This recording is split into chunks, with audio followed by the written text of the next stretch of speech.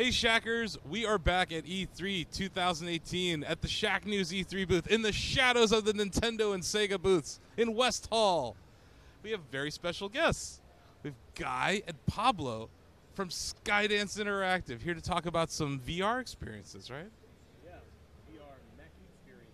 Oh man. Oh, that's like your bread and butter, right, That Blake? is my bread and butter. My co-host here, Blake, our reviews editor. That is actually the only reason I think I'm here right now is because I'm the mech expert. Yeah, you are our senior mech reporter That's at Shack right. News. That is correct. I actually just did a hands-on preview of Archangel Hellfire a couple weeks ago. That's right. I got some hands-on time with it, and it is you guys made the VR mech experience that I have basically been waiting patiently for most of my life. Well, that's great to hear. I think he made it more than I made it. We should let him talk about that. But yeah, we just really felt that VR needed a hardcore multiplayer experience. And we said, you know what? We got a bunch of mechs. So I think that's pretty hardcore. Yeah. Let's put some people in them and have them blow up other mechs. Yeah. If you guys want to give like a quick overview of just what Archangel Hellfire is. Yeah. For the folks at home. For folks at home that might not know. Yeah. So Archangel Hellfire is a multiplayer, multi-class mech shooter, and we obviously had a older game called Archangel, which is a single-player on-rails adventure shooter game. And a lot of the feedback that we got during that development process is what people wanted to be off the rails, they wanted to be moving around, and they wanted to be shooting each other. So, after we released that, we put together a team to build a multiplayer version. And so you can play either as a light mech, a heavy mech, or a medium mech. You've got 10 different weapons you can use, special abilities. You can jump, you can adjust your different power sliders, and there's like a whole lot of features to learn, and it's highly competitive. One thing I think is really cool about vehicles in general in VR is that you can do things because if it's a seated experience, for instance, it makes sense because you're seated in the mech. And I feel like you don't break immersion as much or presence as much when you're inside of something. You can look, you can see the walls or the windows in the mech, right? Yeah, and it's surprisingly comfortable to sit around in it. Some of these mechs are pretty quick. So you have 3 different mech classes. You have a light, a medium, and a heavy. And the light is kind of like your glass cannon mech. He unleashes Hellfire, but he's also, kind of easy to take. Kind of fragile, yeah. Exactly. And then you have like kind of the medium mech. He's like well-rounded, but still has the packs a punch. Then you have the heavy guy. He just gets in your face. He's like significantly larger than all the other mechs. Hard to take down. Doesn't quite have as spectacular special abilities, but can really pack a punch. And he's a utility player where he can suck energy away from the other mechs. And so the variety of the mechs kind of plays into your fantasy of playing a specific class, but it also allows you to have entirely different paths you can learn with the game. And being like you mentioned in that cockpit allows you to move around. So you have thrust, so you can actually take off and kind of hover around. So the maps are sort of vertical in that capacity. And while you do that, you'll really notice that you're comfortable while doing it because of how the mech's movement controls have been designed by this guy and his buddies. Yeah. So I'm going back to what you said about being in the cockpit and everything. Yeah. One of the things that we wanted to do in Archangel 1, which we didn't really end up doing, was like adding levers and buttons inside the cockpit so you felt like you were actually there and could grab stuff. And we actually had the opportunity. Our creative director Mark was like, "Hey, we're putting sliders, we're putting buttons. Like I want to sell the mech fantasy, right?" And so that was one of the cool things we did in Hellfire was you can look up in your cockpit, adjust sliders, push buttons to activate your abilities, and it really sells that experience like, yeah, this is virtual reality, and I'm sitting in a mech right now. This isn't my PC. And so I think that's one of my favorite things about what the new features have added. Nice. Yeah, there used to be this thing called Virtual World back in the 90s. And it was like they'd put you in these like actual physical cockpits and have you play like Star Fox level graphic mech battles, and they would have switches on the wall. It wasn't even a head-mounted display. It was just multiple screens, right? Yeah, Omnidirectional screens. Yeah, and like you would flip switches and stuff like that, but it wasn't even as interactive as like what you guys have actually put in a virtual world now. So with interacting with the cockpit, which platforms are you using, and like what kind of controls are we talking? Are we talking like HTC Vive controller or an Oculus Touch, or how will how will players be interacting with the world? Yeah, so currently Oculus Touch and HTC Vive are both supported, and the way that you obviously have like your triggers, which you're using to shoot at the real world, and we use crosshairs. So not a lot of first-person shooters in VR actually show crosshairs in the world. We do because your hands are in your cockpit, and you can use those to either grab a button or you can see a slider up top, and you press the grip button down, you'll hold it, and you can slide it up and down. So essentially you're using a combination of the touch controller, like, putting it in the vicinity of that object and then either triggering it or it'll just trigger automatically by touching it. Awesome. Yeah. And you're shooting from your arms. So it's kind of like Oh, that cool. rim fantasy, right? Yeah. Rather than fantasy. So both your arms are weapons. And this is an important distinction of this title. Yeah. Where you have multiple weapons per arm. You can switch between them. One of the coolest things that actually we discovered by watching players come in and play the game is that, and I'll show you the motion, people just go like that because there's a button on the side of the cockpit that is the switch weapons button. And so like the best players, you see them, they're just like, they're shooting around, they're aiming, and they just go like that. And they snap and switch weapons. That's and it's crazy. Such an intuitive way of looking at it that we hadn't even, we just thought people were going to just press it, right? And it was kind of out of the way, and so this guy just intuitively went for it. And immediately sounded like he'd been a mech pilot for years. That always feels good from a design standpoint when you see people doing things that maybe you didn't think were going to happen, but because your game is well designed, it allows for that kind of thing. Yeah. Man. Go ahead. What kind of strategies do you see people employ, like beyond that, when they're fighting? Okay, sure. We're going to share this microphone now. So basically, it's funny. So we've had early access going for the past few weeks, right? So we actually already have some pro players that can beat all of us. And they've basically shown us how do you win at Archangel Hellfire. And we thought we knew, and then they started showing us. Stuff a lot in Berkeley are kind of the two top contenders right now. And those guys have discovered, it's about, we've got the ultimate abilities, and that's a big part of winning. And then we have energy pickups around the level. So, the base level is, can you shoot, can you shield, can you switch weapons? Once you get that down, can you use your sliders to adjust your speed, adjust your wet damage, and then there's that. Then like then the third level is, do you know the map? Do you know where the pickups are, right? Because these top guys, they know the map better than I do, so they know where the pickups are, how to get the energy the fastest, so they're using their alts all the time and all that kind of stuff. Yeah. Nice. Yeah. I really like the shield option as well. Like, I thought it was interesting that instead of just being like something that decays over time on the mech, you actually have to physically like point your like arm in the direction of what's being shot at you in order to defend yourself. You've seen it, right? Yeah, I've gotten to see it. I haven't had a chance to play the game yet. Yeah. I will. I will find.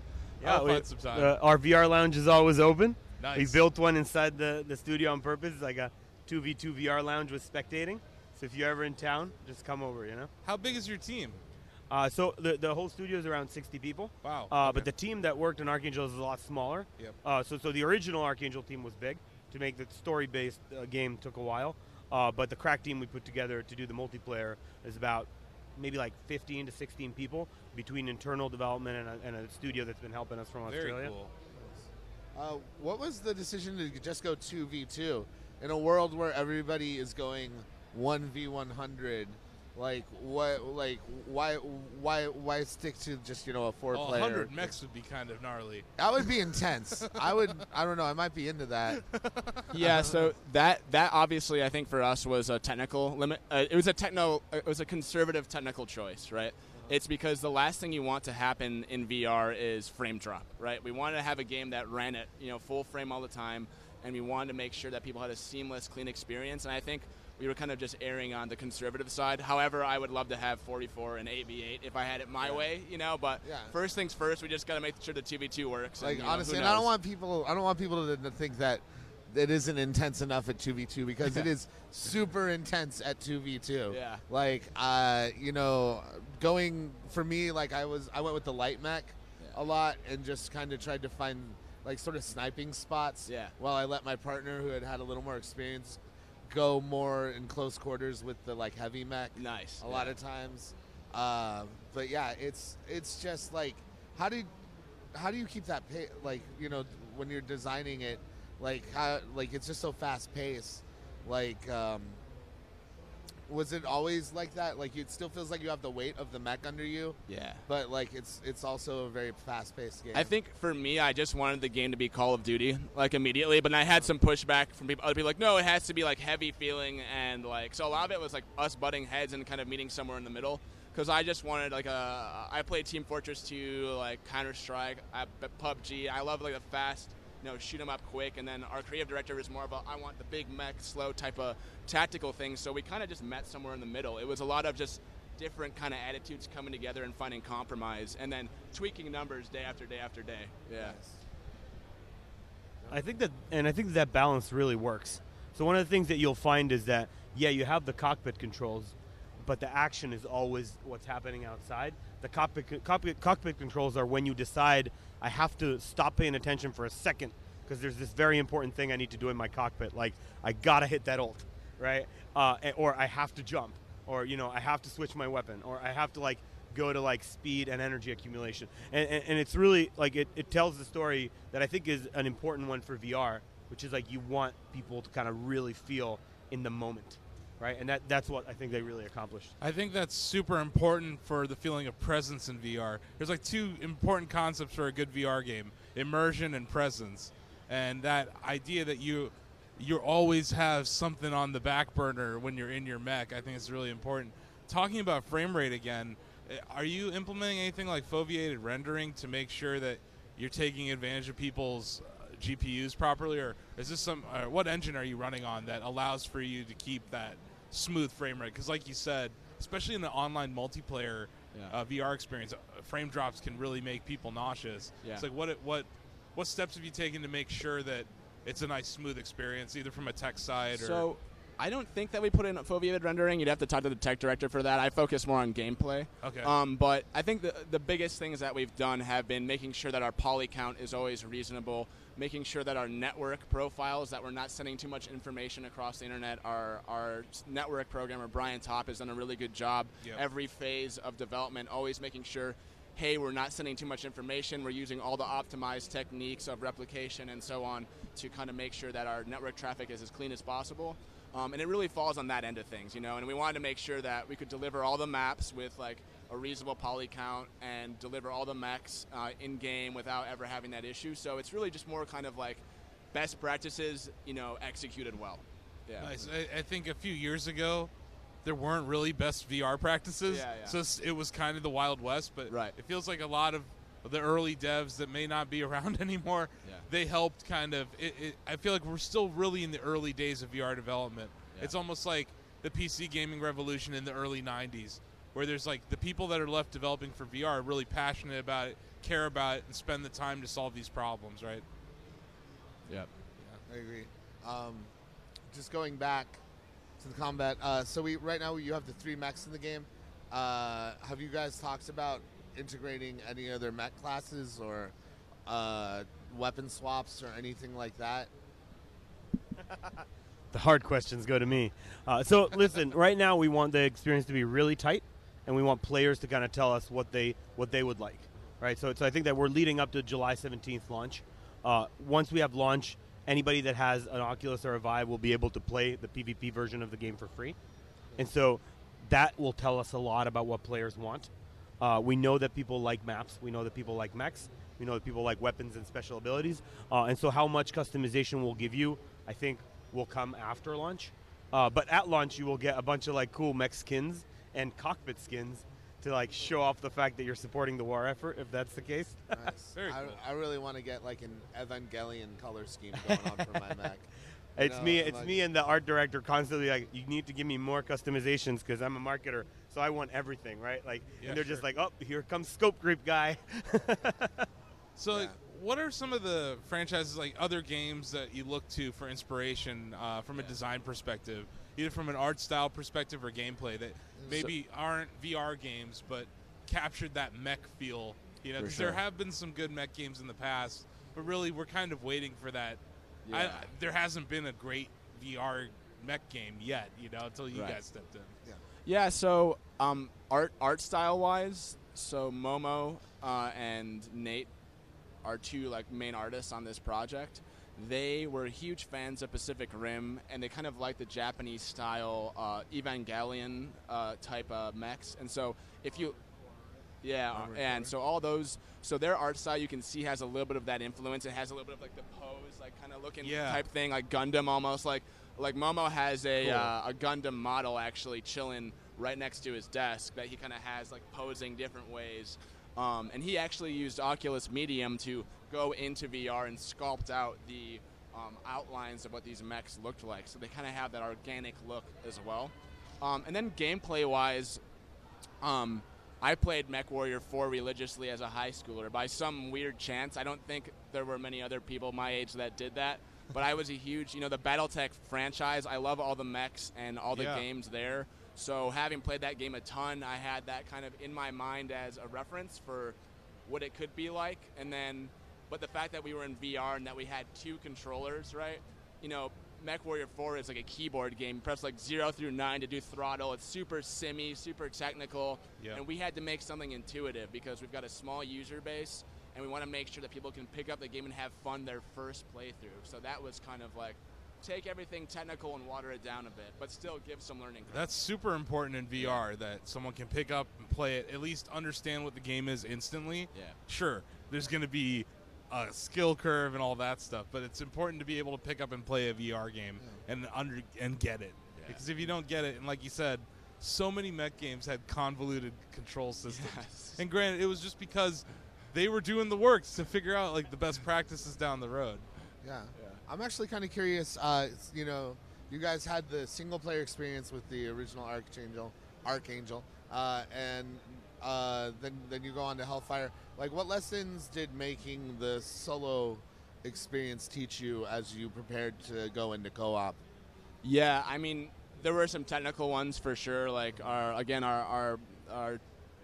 systems programmer, Brian Topp, he was very aware of certain things that we did, even with how we laid the mech out, because we have all these moving parts on the mech, that can create kind of performance issues if they're enacted incorrectly. So from a technical side, there were a few things. And then from a design side, the biggest thing that we knew was, nausea is a huge factor, right, in VR. And it took us a lot of fine-tuning to take what was in the single player and then move that into the multiplayer. Because even in the single player, there were some moments, because you were brought along rails, but if you turned and moved, sometimes that was jarring. So we knew just how sensitive people were to certain kinds of movements in VR. Mm-hmm. And knowing that rotation can throw people off, and knowing that certain types of movement can throw people off, we went into the development process realizing, okay, we know this, like, how much more can we find out about it? And there's all these blanket statements out there on Twitter, on the internet, like, oh, VR makes everyone sick, there's no way around it. I disagree. I think, there are some people who get sick playing Fortnite, right? Yeah. And you can put them in VR and they'll be like,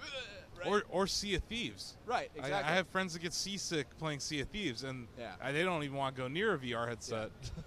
Yeah, I mean, as games get better at simulating different realities, you're going to have people that respond a certain way, right? So like 1 person out of 100 gets sick regardless if they get into VR. Those people will definitely love Dramamine, right? That's pretty much their solution. Like, we had a bunch of streamers that love VR so much, they're just like, they have Dramamine with them, right? But the way that they've built this game was shocking to most people that know VR, how comfortable it was. And I think it's a combination of you're in a vehicle. Yep. We have snap turning for the cockpit, and snap turning works well because it's a cockpit, right? Like you're assuming that a vehicle would move that way. Yep. And it allows you to then have this like other very dynamic movement, like boosting around and jumping and floating, which you would otherwise not have that be that comfortable. It's so funny how putting the player in a vehicle, in a mech, allows them to suspend belief to the point where something that might have made them sick if they were just a character walking around in a VR game is fine because, oh, well, I'm in this vehicle. Yep. It's funny how our mind just is playing tricks with us. Yeah, it's really, I feel that some VR sickness is truly mind over matter. And I feel like over time, I've been using VR for like 3 years now. I'm used to it. And I think there's like a VR tolerance that's developed from it. It's almost like training your brain, that it's real. I always joke that until they start boring a hole in the back of our you know, the back of our brainstem, that they're never going to get rid of simulator sickness for everyone until they can actually trick the equilibrium into feeling that you're dropping, or you know, there's a couple of things like you said in VR that trigger that, but it's good to hear that you're taking the time in your design to make sure those things are available, comfort solutions are available. Yeah, more to that point, I mean, I could enumerate all the things that we did to, you know, make it less nauseating, right? But one of the weird things I realized is, like, once the player is like, oh, I have to shoot things, oh, I have to go there, once they like start thinking about what they have to do and they get so caught up in it, I think that also might alleviate nausea as well. Yeah, so it's just keeping them so busy they don't realize they're feeling sick. Yeah, exactly. Yeah. And we've even had people not use the snap turning, and I was like, what? Like, they're just like free rotating and they're feeling fine, and it's like, I don't know where their stomachs come from. That's actually how I is that how you did it too? Yeah. I didn't realize there was snap turning during my demo. So, I actually warned him when he was there. I was like, you can play it smooth, but my recommendation is to not. But he's like, I got it. I got it, man. You were born to ride mechs. I was, I hope, someday. You know, it's either riding them or cleaning and maintaining them. I promise you that the day we have mechs, the way you will control them will be VR. So you won't be in them. Yeah, absolutely. Or it'll be a pass-through VR headset, right? Because like you're still gonna need to see the outside world if you want to be inside it. But yeah, I think virtual presence mechs would be awesome. You know, and it's absolutely. Like I said, I feel like we're still in the early stages of VR. A lot of people, a lot of other websites don't want to cover VR. We do. Well, we're on the cutting edge of technology. We think VR is one of the most important things to happen to gaming and entertainment, and also just computers in like the last 10 years. And I think it's a 20-year story. You know, so we're at the very early stages, and I think we're just grateful to have devs like you folks that are still going in every day and working, you know, and realizing that, you know, there's going to be another thing that you're going to work on. You know, it's just you're building up to these really big moments, I think. I mean, for me, like, I'm still a bit of a VR skeptic. Like, I haven't bought in as much as Asif has, but when I see stuff like this, it's definitely like the stuff that I have been hoping for. You know, for me personally, just because, like I've always just wanted to pilot a giant mech, and like I play almost every giant robot game that comes out, just looking for the like right feel. You know, it's like one of those like people that travels the world trying to find the right spices. I'm just like, no, this mech is too clunky. Get it out of here. No, this one doesn't shoot enough missiles. Go away. And you guys kind of got that Goldilocks like just right thing going. And I really enjoyed it. I think you really nailed it. I think you nailed it before when you were talking about the 90s. Like, that's where VR is, and it's important to kind of spread that message, which is, you know, games got as cool as they are today in 30 to 40 years. That's how long it took them. Yep. And, yeah, we have Moore's Law, and, like, things are happening faster, but right now we're still at the very beginning. We're just starting to discover a lot of ways to tell stories and to use the medium. You're right to believe that it's here to stay. Yeah. But it's definitely, like, you know, the hype cycle has died, so to speak. Yeah. Now is the time to roll up your sleeves and make awesome happen. Oh, no, I really, truly believe that the fluff is out of the VR industry. The people who weren't in it for the love of the game, they're gone. You know, they had their 2 years. They're on to crypto. Yeah, right? They went on to the next thing, You know, like, I agree completely. Or maybe they're making games for Alexa. You know what I mean? But, like, they have moved on. But the people that I find, like you look at Alchemy Labs, or like some of these folks that were there from the beginning that are being rewarded through acquisitions or whatever, they're the ones that are figuring out like best practices and collaborating. It's a very familial community, the VR community. And it's because we all believe in the common goal that VR is this transformative platform. And I feel like the work you folks are doing, it's going to benefit development for 20 years. And I think it's the early days, and Wall Street VCs, they always get hung up on, well, how many units have sold, how many units. But if you're a software developer and you're platform agnostic, there's a large addressable market across the board for you folks now, right? Yeah, and I mean, you just saw at the show, a lot of the big guys are like doubling down too, not just on the hardware. They're in, right? Like the hardware guys are in, but the software guys, you know, you got Bethesda announcing VR stuff, you got, you know, others as well. Yeah. And it's heartening to see, because I think that shows you the commitment that the industry has. Before we get too deep into just the VR world, I had a few more questions about Hellfire. Go for it. Really, really quick. Go for it. All right, you mentioned Pacific Rim being a big influence. When are we getting kaiju? When am I going to get to fight giant monsters? Because that is the one thing you guys are missing right now. Yes. I have not been able to cut open a giant monster and blue blood like splatters like everywhere. That could be like an interesting raid mode. Yeah. Like a battle mode. You know, I will say that I wish that our art guys were here right now because they're right on the same page with you, and I know that they concepted out some kaiju-looking enemies, on their own, but I don't think that there's any announcement as to whether that will be involved with the project. But yeah, I'm totally with you. I'd love to see some. I want to add some gore somehow, and if it was kaiju gore, that would be awesome. Nice, rad. Yeah. And then I got to know, have you guys watched Robot Jocks? Oh my gosh, have you watched that? What is Robot Jock? Oh my God! Oh no! Oh my God! All right, back to the drawing board. It's time.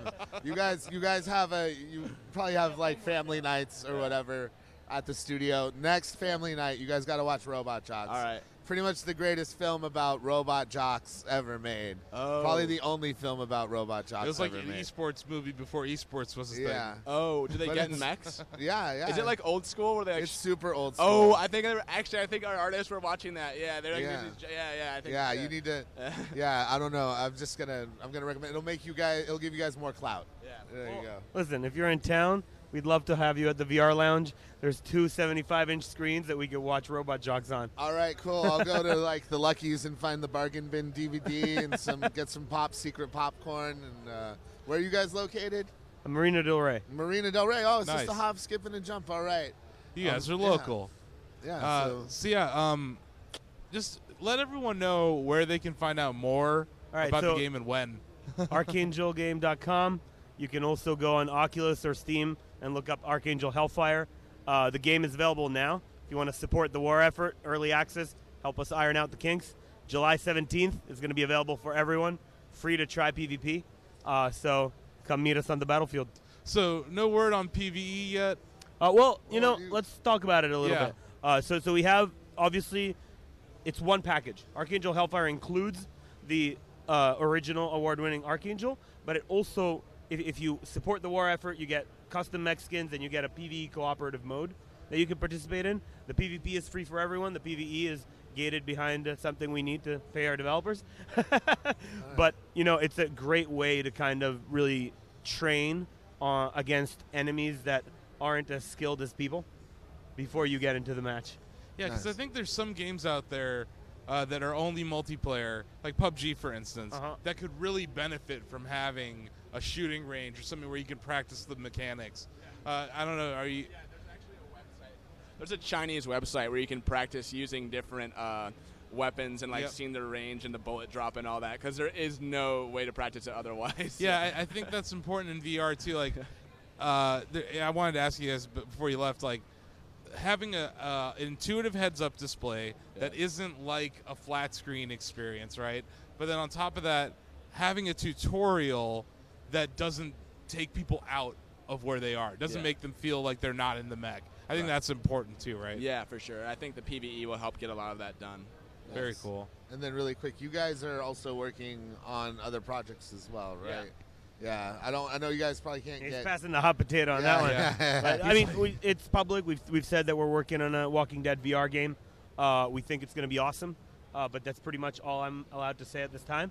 But it's confirmed. Will there you just confirmed that the Walking Dead VR game is awesome. Exactly. Will there be ambling undead people in it though? Like, that's what I'm wondering. Or will it just be like people hanging out and be like, remember that time there were all those zombies? The evidence, first of all, The Walking Dead calls them walkers. They call them walkers. I call them zombies. There's a lot of evidence to point to the fact that there may be walkers in the title. Oh my God! So I guess you're just going to have to follow us to find out. It could just be like my grandma schlepping around back the at mall, home. Write up this clickbait article. Walkers confirmed maybe for Walking Dead VR. All right, awesome. And then where can people check you guys out online? Well, Skydance.com. We also do movies and TV and all kinds of other fun entertainment stuff. On social media, you're at Skydance? We're at Archangel Game, I believe. But yes, you can easily, if you look up Archangel Hellfire anywhere on the internet, we will come up. If you pull up Archangel without Hellfire, I promise you will get a lot of other links too. Well, we really want to thank you guys for stopping by. I know Thank you for having us. E3's really busy. We appreciate you guys coming to the Shack News E3 booth. We're going to try to take you up on stopping by your VR lounge. Can you tell people where to go at E3? Is that on the show floor? It's not on the show floor this year. Okay. It's actually in our office. Oh, cool. And since we're local, you can come visit us. We come by to watch Come Robot grab a beer Jocks after you're done with E3. Awesome. You know, just chill. Sounds good. Sounds good. We do like free beer. Yes. So stay tuned to Shack News Twitch. We got a lot more interviews coming up. I think Ori and the Will of the Wisp is stopping by to chat about their game on Xbox. All right. Sounds exciting. Sounds exciting. It's going to be exciting. Very exciting. Very exciting. Very exciting. I'm excited. Keep it here.